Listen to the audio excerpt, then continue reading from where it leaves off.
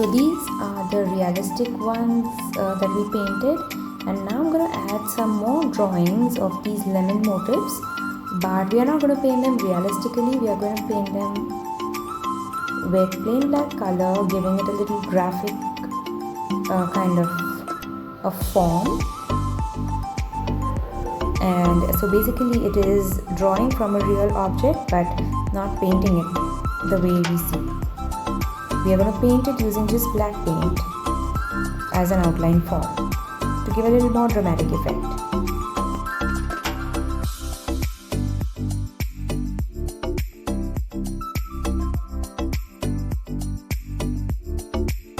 And moving over to the writing, I wanted to start from the bottom, because that the word lemonade, I needed to end where it is right now. So first draw horizontal lines in the base like this, and then write the alphabets over them. You can change the font to suit whatever you like.